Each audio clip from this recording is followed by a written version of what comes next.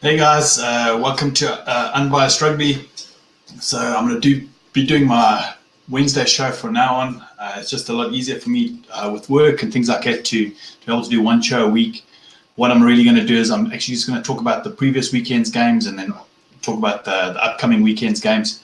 I'll just talk about normally my scores and my predictions that I have from the previous weekend and see how well I did in my Super Brew and things like that. What I'm going to try to do is every week I'll try to have guests on, but this was fairly short notice this week. So I'm hoping to have Modern Bok on next week. That'd be quite interesting where we'll talk about round 2 and Super Rugby. It'd be nice to get Rugby Analyst at some point to come through. It's a lot easier for me to get people in the same time zone and this to maybe get Haka Time Rugby or something like that. But I've got there's some great plans that Haka Time Rugby's got on for his show, and I'm sure if you follow his channel, you'll put it up there. And I think we've got quite a few great collabs coming up this week. So what I'm just going to do is I'm just going to go through this previous weekend, and I'll probably let's talk about Six Nations first, and then we'll talk about Super Rugby, and then after that I'll do my predictions for the following weekend for round 2 for Six Nations and Super Rugby, and then maybe just talk just one or two general questions, and then just take it from there. So if let's talk about Six Nations. This past weekend, I got 2 of the games correct. I predicted my Super Brew. The last one, I did think England would win, but Wales beating Italy 42-0, Ireland beating Scotland 19-12, and then France beating England, I think it was 24-27, if I'm not mistaken.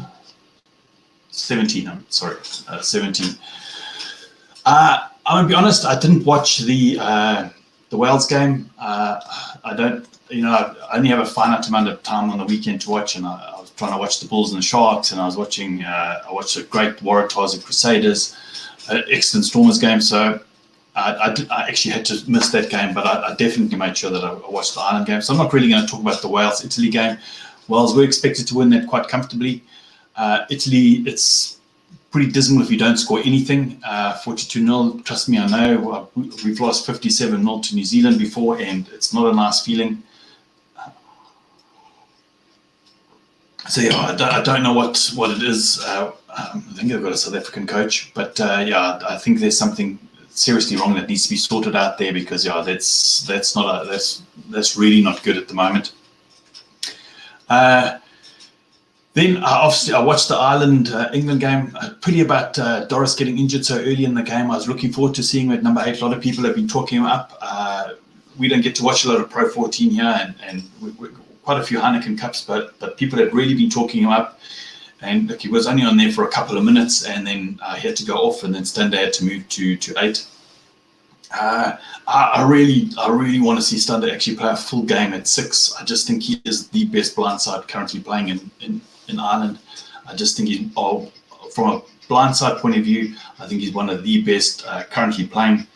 And he does give that go forward ball in that game. He did show what he can do, and but yeah, I thought Scotland played extremely well. If it wasn't for that drop ball, it could have been a completely different result. It was quite far out, so I couldn't say that they were going to win, because I think the score would have, if he had scored that, it would have probably leveled up the score. Actually, yeah, it might have been a leveled up score, but they still had to do the conversion, and it's quite far out, and I'm not 100% sure they would have got that. But yeah, I thought Scotland played they had a lot of mongrel in them. I think they really brought it up against Ireland, really big at the breakdown. Ireland did seem a little bit shell-shocked at some points, but the mark of a good side is even when you're under that much pressure, that you can still eke out a win, and they did. I still think they won, not comfortably, but I think they won a hard-fought game. Looking at the run meters, a lot more from Ireland. There was a bit more possession from Ireland, more territory from Scotland. I think the biggest telling thing that I saw here was 14 penalties against Scotland. You can't play an international game with 14 penalties. It's just that 7 aside, that's half, and you just can't. And so But yeah, overall, it was an interesting game. I think then he needed the win. Farrell needed the win. He got the win. I've been looking at this week's team sheet, and it looks like it's fairly much the same. It looks like it's the same under Joe Schmidt as it is under Farrell. So yeah, I don't know if this is Joe Schmidt 2.0 or maybe. Also, you did notice that Ireland did start playing. They started a lot playing from their 22. You know, did you guys notice that? You know, in the Joe Schmidt's days, they would never have played out of their 22. So it looks like maybe they've got a little bit more freedom to be a little bit more adventurous, and I think that's going to really stand them in good stead going forward.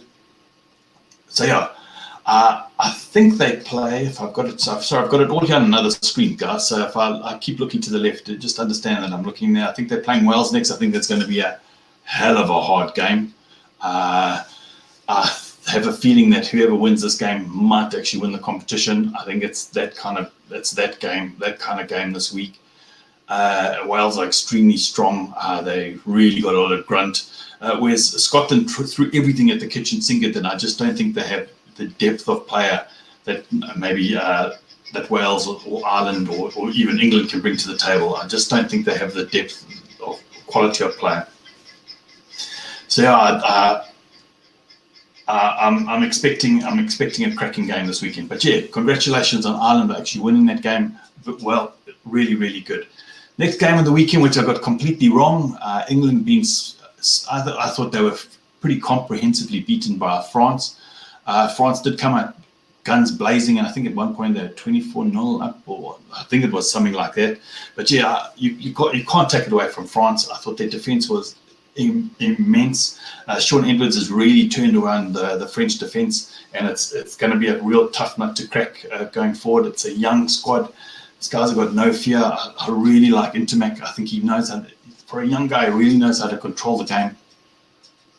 But yeah, I just thought England went into that game.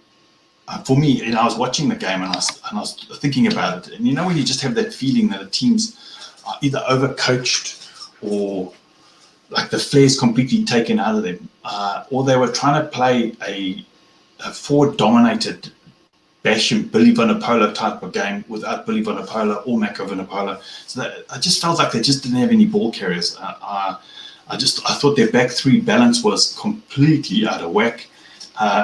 Who's the big ball carrier there? Underhill and Curry are extremely good players, but Courtney Laws is not a ball carrier. I prefer Courtney Laws as a super sub. I think he plays almost all those kind of positions, and I think he's perfect from the bench. I think he brings so much more from the bench than at blindside. I just thought he should have maybe had Curry, Underhill, Kamikaze twins, and then probably brought on a really decent 8, because a real ball carrier, you know, because if that's the kind of game England want to play, then that's what they should be doing. The other problem that I saw, and I'm not trying to pick on players, but let's look at international level. International scrum halves. Who are the international scrum halves? Who are the really top ones? DuPont's playing really, really well. Faf de Klerk, Aaron Smith, TJ Perenara.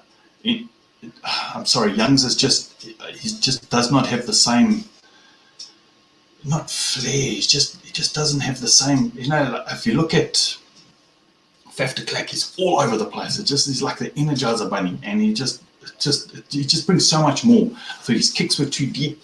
I just think he really is. You can't play an international game without a decent 9.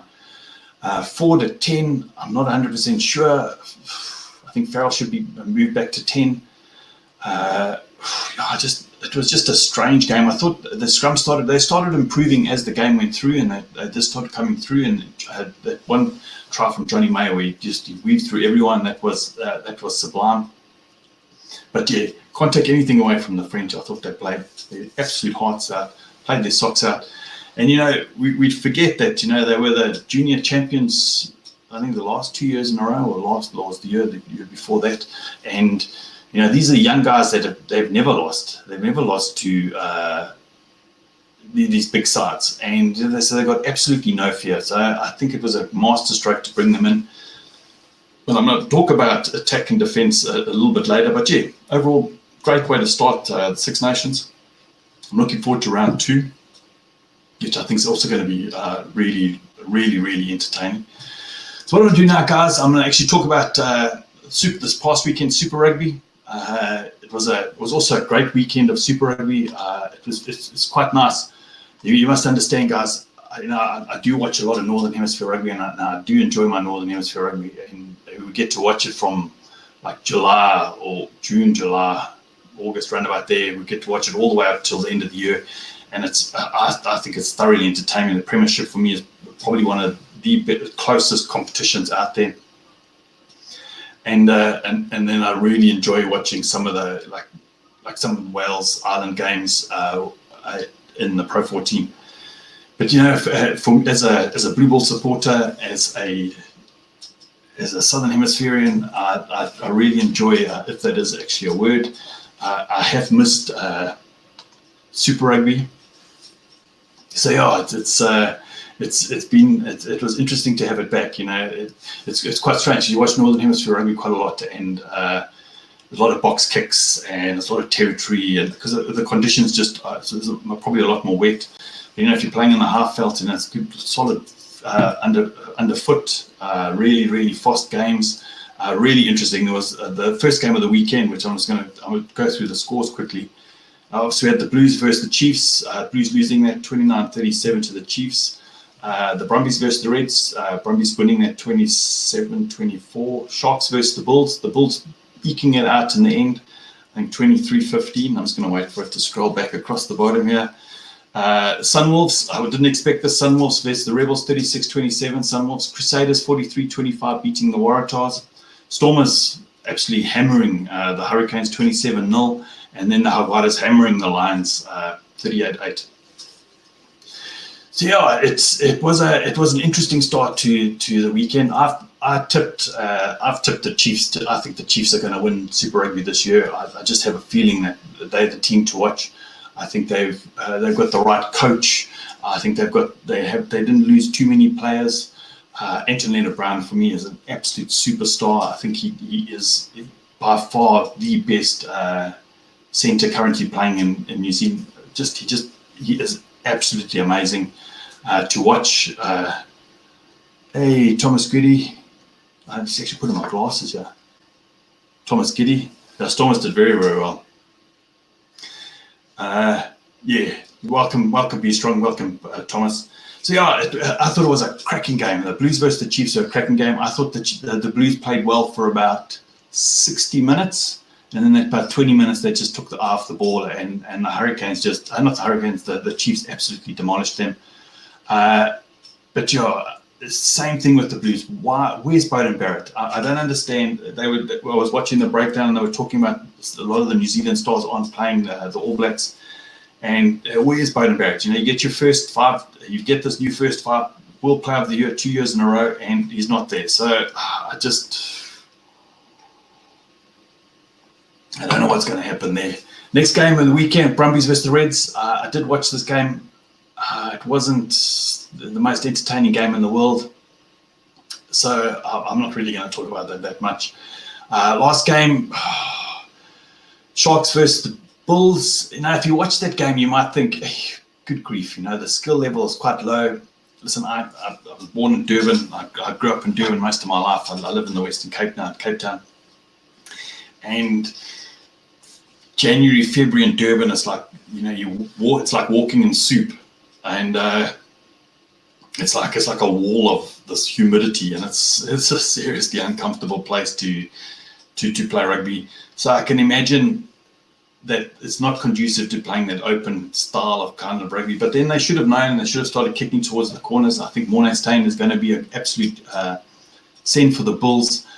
I just think that last try, the Bulls just took their eye off the ball very, very just for a couple of seconds, and the Sharks scored that try. And then that last penalty from Morné Steyn, I didn't understand it.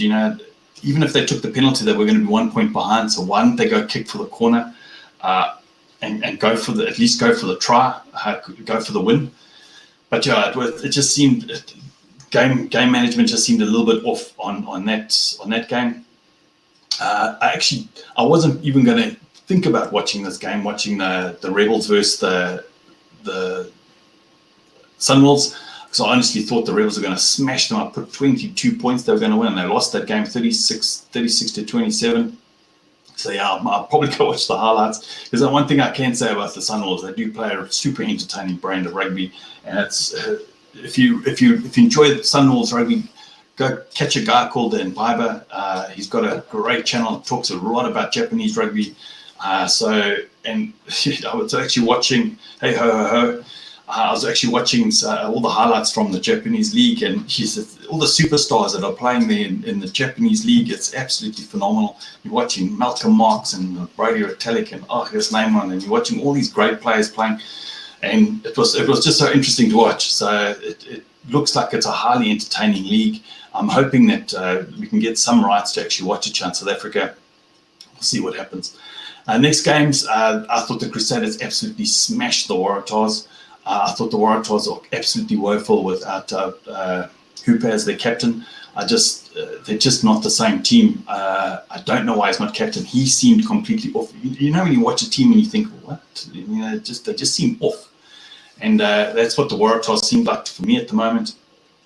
The Crusaders, they don't have their Rolls-Royce pack, and they still absolutely demolished the Waratahs.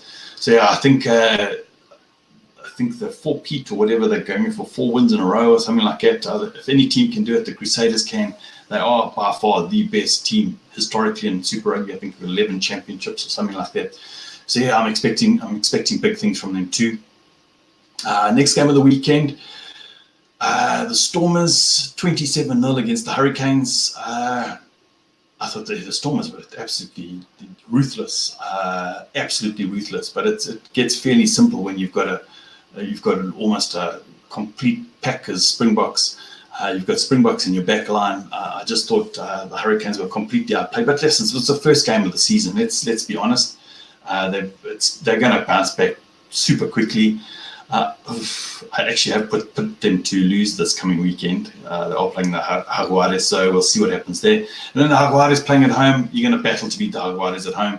38-8 against the Lions. I thought the Lions they didn't play badly. It's just they were just outclassed completely. So let's see what happens going forward. But yeah, great round one of Super Rugby.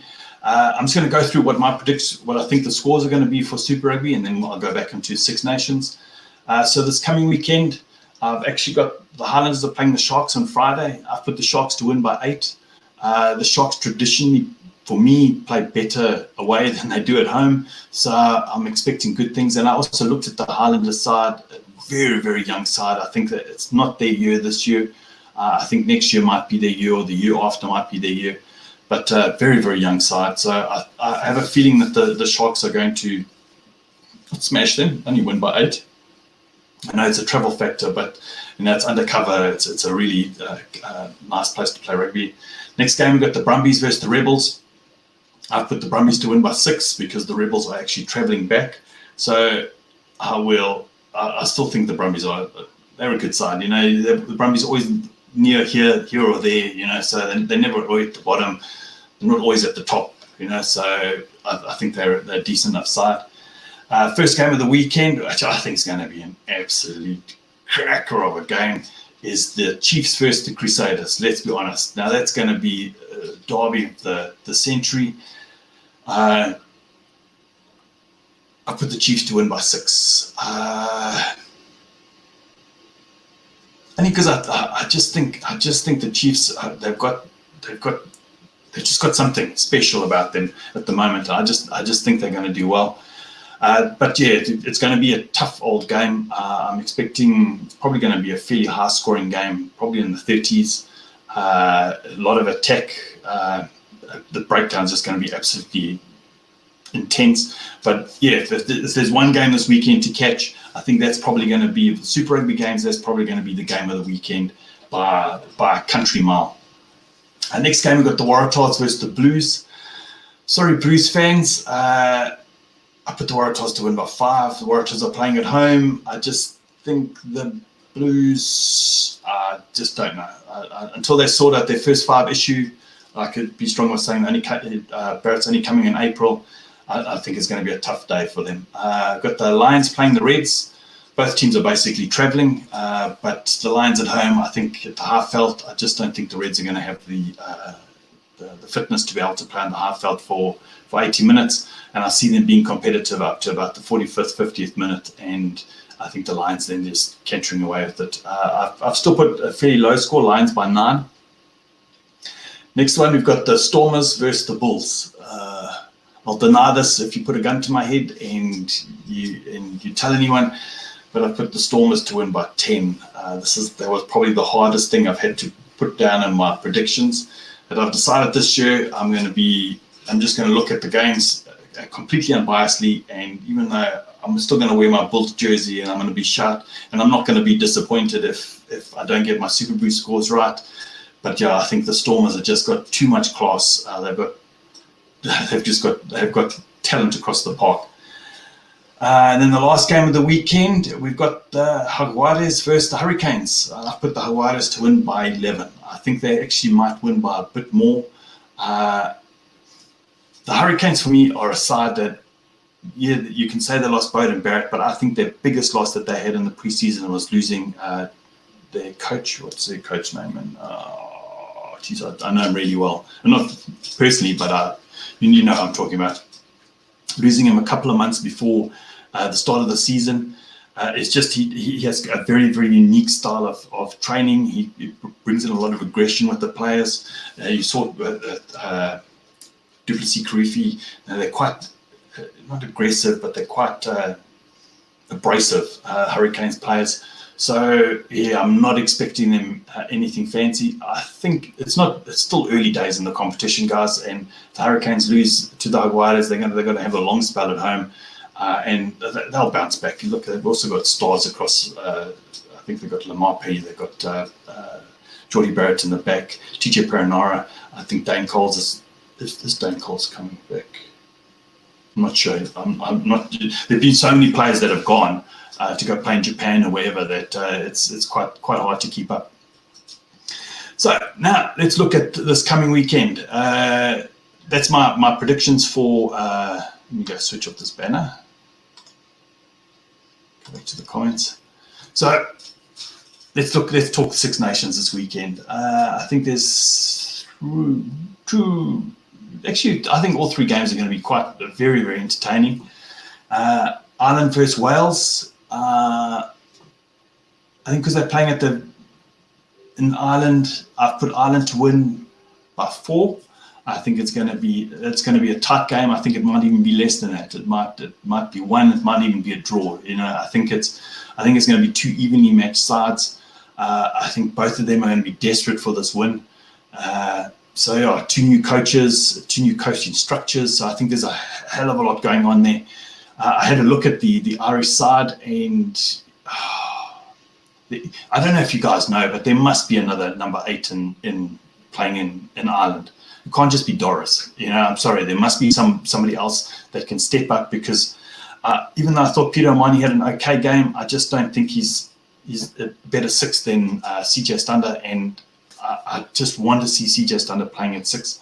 I just think, so I've got the squad right here. Keane Healy, Rod Herring, Ty Furlong, pretty pros. Ian Henderson, James Ryan, pretty good. Peter O'Mahony, 6, 7, 8. People have been complaining about the balance of the back three. Hey, Mark, welcome. Mark, I think I'll actually answer these questions pretty shortly. Hey, Joe, welcome. I agree with you, Joe. I think the Ireland-Wales game is going to be superbly close. Like I said, it's going to come down to the last kick. It's going to come down right down to the last moment. And yeah, 1 to 4 points, and I've put them 4 points. Next game, we've got Scotland versus England. I've put England to win by 4 because they're playing at Murrayfield. Scotland generally only win at home. I don't think Scotland have won away from home in the last whenever. They're just not known to play really well away from Murrayfield, and I just don't see them. And I want to see Eddie Jones' selection, because the selection he had last week was absolutely atrocious, and I just think Eddie Jones got that completely wrong. His selection was wrong, the game plan was wrong, everything was wrong, and something needs to happen. So I think they're going to start playing slower. I don't think they're going to go more direct. They're going to play Scotland right there front. When you start playing loose and wild with Scotland, they're going to absolutely pummel you. You know, they love playing that kind of rugby. I do believe that Ireland will have to do a lot better to beat Wales, but I think they have the talent to do it. And I really honestly do feel that they have the talent to pull it off, and they have the players. I'm still not happy about the back three, but yeah, we'll come to that. Then the last game, we've got France versus Italy. I've got France to win by 17. I still think, but France is one of those, they're one of those countries that play like beat England one week and then lose to Georgia the following or something, you know what I mean? I agree with Joe there. But coming back to Mark's, he was talking about Warren Whiteley's retirement.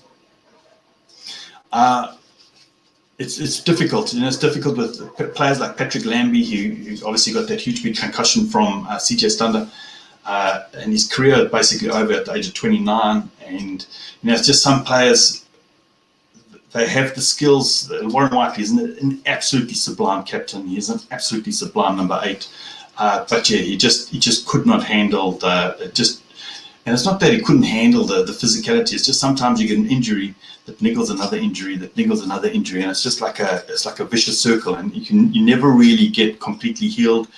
And it's just like Billy Vunipola breaking his arm all the time. So yeah, it's just one of those things. You know, maybe these kind of players need to take a year sabbatical or something, play something completely different, or really do a lot of rehab, and then they can start coming back.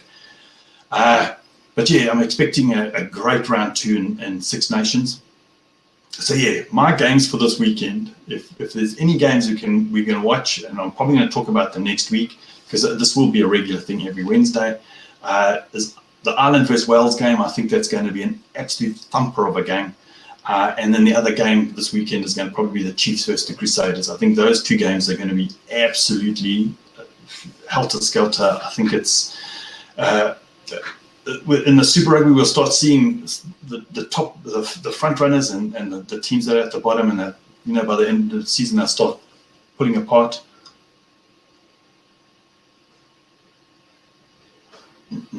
Yeah. Let me just try to do this till the game is over. You know. Yeah, I agree, but I agree with you, Joe. I just think, you know, a lot of people have bashed Ireland from the World Cup. I just think they had the players. I just don't think Joe Schmidt gave the players enough freedom to be able to have that skill. You know, you look like a player like David Avili. If you watch the Crusaders play, watch him play. You know, the guy runs and he makes decisions on the fly, and it's, you know, these world-class players, you want to give them the ability to make these decisions on the fly. You want to give Johnny Sexton the ability to say, if he's in his 22 and he can see a gap, take it. You know, not just be like when Joe Schmidt play conservative, kick out. You know, playing the numbers. And I'm not saying that that's a bad thing. It beat South Africa, beat New Zealand twice. So yeah, it's a. But yeah, I'm just hoping that Frel gives them that little bit of freedom, because I think that forward pack is sublime. James Ryan for me is by far the best player currently playing. So yeah, I just think if you can get the balance right, I think it's going to be great. So yeah, there's just a couple more minutes left, guys. Yeah, I agree with you there. I just think he's going to give a lot more freedom to the players to be able to play intelligent rugby. You know, look how Leinster play. They don't just play the numbers. You know, they've got some look. Okay, who's the Leinster outside wing? You'll play. You can start playing from the end of the year. Somebody must know. New Zealander, whatever. And you know, when they start giving these kind of players, Lamar and all these players, if they're given a little bit of freedom, I just think they can. They're going to show us the kind of quality that they have. Maybe I'm a bit biased towards Ireland, so sorry, guys. So yeah, we've just got a few more minutes. So I'm just going to talk about a few things that I've been picking up a lot of. I watched the breakdown. I've been watching a lot of shows with a lot of the coaches talking about, you know, how, you know, Rugby World Cups are there to win. You're there, you go there to play to win. So you're playing conservative rugby, you're there, it's knockout rugby. You could play 7 games, you've got to win all 7 games. Well, 6 games, we now have proven that you can win it with 6 games. But you have to win your 7 games, and then you win the World Cup. And you're playing conservatively, you've got to manage your players. It's a completely different competition. But between World Cups, it's about entertaining people. And defensive rugby is not super entertaining. Yes, we all like the dominant hits, but let's be honest, we really do prefer to watch people offloading, competing for the high ball. We don't always want to see scrums all the time. So there's been a lot of ideas that have been bantered around about making the game a little bit more entertaining. And I think, what's his name? He was the ex. I'm really bad with names. So sorry, guys. I should prepare. I will prepare more, but next week. He was talking about if you kick a ball, you should be able to take a mark anywhere on the field, and if you mark the ball, then you go back to where the kick was taken for a scrum, and that will ensure that the player, you have to hit grass. You have to hit grass wherever you go, or you have to kick out. So, James Lowe, that's it. It's an awesome player. So there was that idea. The other idea was they were talking about the Super Bowl, and during at Super Bowl, when they do their kicks for the post, the clock stops. So it's actually not part of the game. So that 90 seconds or whatever, we don't have to waste 90 seconds on waiting for the kick. The kick happens, but it doesn't really interfere with the actual timing of the game. I like I think it's the 50-22 rule, that if it hits grass and then goes out, then it's you kick from within your 50, and if it goes out on the 22, it has to bounce first and then go out. I think you get the throw in. So it just makes sure that you've got to keep more players in the back. It will open the defensive lines, because defense is winning at the moment. Let's be honest. We watched the French game. It was defense. South Africa play, it's about defense. And it might be, attacking rugby is probably a lot more entertaining than defensive rugby. So yeah, that's just my 2 cents. That maybe the laws need to change just a little bit on the defensive side. The other thing they were talking about was at the ruck time. Now I've noticed this for a long time. Is only 2 players are allowed to be on the floor. It's the person that's being tackled, the tacklee, and the tackler. And those are the only 2 players that are allowed to actually be lying on the floor. The other players aren't allowed to be lying on the floor. And I've noticed over time, you watch these players and they're actually lying on the player on top of them. So yes, their hands are touching the floor, and they're still on their feet, but they're actually still lying on the thing. And actually, when people are clearing out, these guys are clearing out like 10 centimeters off the ground, and they're not really off the ground. They're actually just lying all over the place. And maybe making that a lot stricter, and where the refs can actually say, well, you're actually not supporting your own body weight because you're lying on the person on top of you. Because essentially, you're having 5 or 6, 10 people all lying on top of each other, and it would maybe make the breakdown a lot more competitive if it was policed a lot better. That's another thing. The other one is scrums, maybe putting a time limit on scrums, and saying, because the scrum is a great way to get penalties, but it's just ideas on trying to also bringing down the tackle height, could free up the arms for offloading. It would change the way that we actually watch the game and perceive the game, because between World Cups, it's about entertainment, and how do we get bums on seat, people watching the game, and that's obviously to make the game a little bit more entertaining. So yeah, that's my 2 cents on that. That's the topic I want to discuss this week.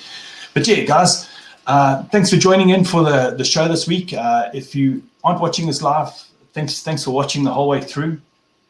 But yeah, what I'm going to try to do is I'm going to try to do a show every single week, do exactly the same kind of format. We'll talk about the previous week's games, talk about the upcoming week's games, and maybe have a topic or 2 at the end. 30, 40 minutes max, and then you guys can go on with the rest of your day or your evening and have a great dinner.